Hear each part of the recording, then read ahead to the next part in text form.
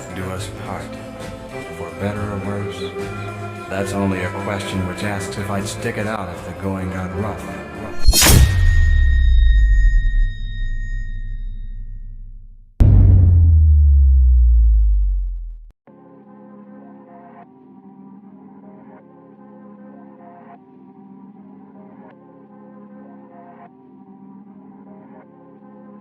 Lux was Geechee for me, especially after Geechee told us in the face-offs that him and Lux were locked in before his Calico battle happened.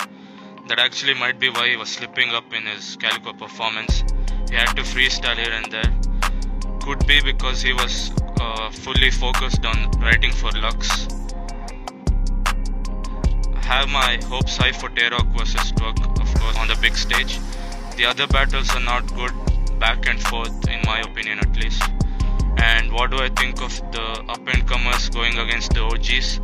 There's only Real Seek right now, cause Easy the block captain's battle is cancelled. I don't know, so the OGs are still OGs.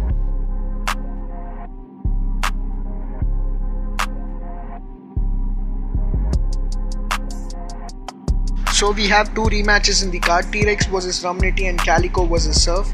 Most of the battle rap fans had Rex and Cal winning their first battle. The first battle that Calico and Surf had was a very close one in my opinion. Calico and Surf both seem to be in a good shape now. Like Calico did great against Hitman Ola and Geechee Gotti. Surf's last battle with John, he was phenomenal. Surf can talk just like Calico does, but I feel that Surf's wordplay, schemes, and sometimes his punches too are better than Calico's. So I think that Surf will win this one. And I don't think that T-Rex beat Rumnity in their first battle though. Like Rum was saying some crazy shit and he was heavily slept on. Now coming to the rematch, I think that Rumnity is going to be the clear winner.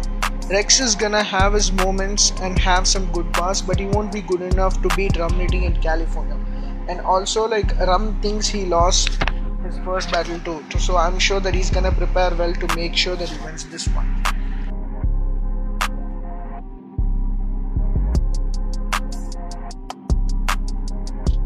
Talking about the Drake URL card, man, this shit is amazing. Love the lineup. It has some very good battles featuring legends from the Smack DVD era, Smack era, early 2000s, early 2010s versus battlers who may have entered the game after 2015 but are running it right now.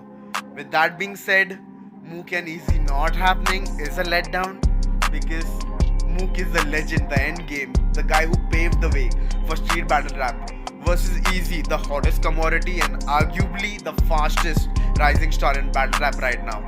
This could have had that big battle underdog story like Rocky versus Apollo Creed, implications for the battle rap culture, especially the way this card has been designed with legends versus the newer battlers, where the legends are trying to prove that we can stay relevant and fight with the newer guys, and the newer guys are like, let's take the torch from these people.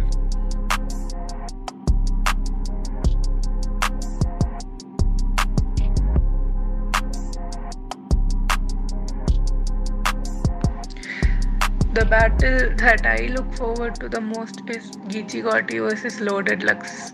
So battling Lux is like an achievement on its own, right? Like it's a battle rapper's dream or like an ultimate villain that you're supposed to beat. So I feel like this definitely will affect the Champion of the Year nominations because Geechee will be battling Loaded Lux, and battling him itself is such a big deal. Geechee had the most headliners of this year, and if he actually manages to win against Lux, debatable or even 2-1 clear, then it will change his career entirely.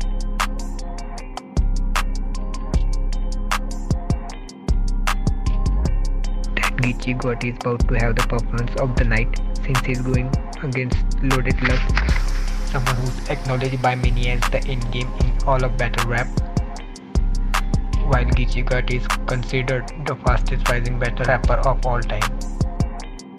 Geechee Gotti walks into the battle with a chip on his shoulders, as it's an uphill battle for him.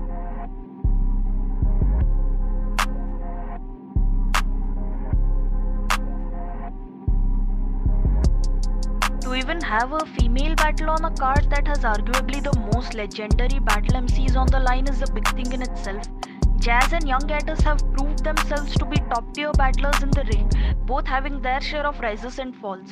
I love the aggression Gators brings to the stage as we know her from her Tomb Raider performance. And she mostly feeds off the crowd. With consistency in her bars, she can ace this. While Jazz is known for her lyricism, if she avoids random dull moments that I often find scattered in her verses, she got this too.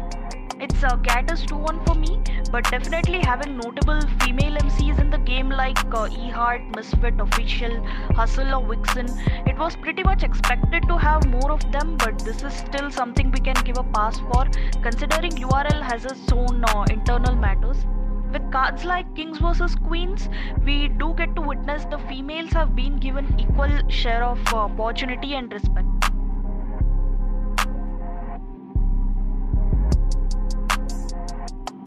On paper, the card is decent, but since it's produced by Drake, if things go as planned, then it has the potential to own the world. The fact that the majority of the card was ran by Drake himself just shows how clearly in tune he is with the culture. Now, do I think the event will be an instant classic? It totally depends on the battle rappers involved in the card. If the battlers are able to render the hype into a series of noteworthy performances, then we definitely caught one. Since the event's visibility is at an all-time high, keeping in mind the fact that the whole world will be watching, so I think culmination of quality battles with buzz-generating standout performances might outclass some of the greatest high-profile battle rap events of all time, such as URL's Summer Madness 2 in 2012, UDub's High Stakes in 2014, and RBE's Rare Breeds in 2018. And with this event, URL will celebrate its magnificent 12-year run in the culture.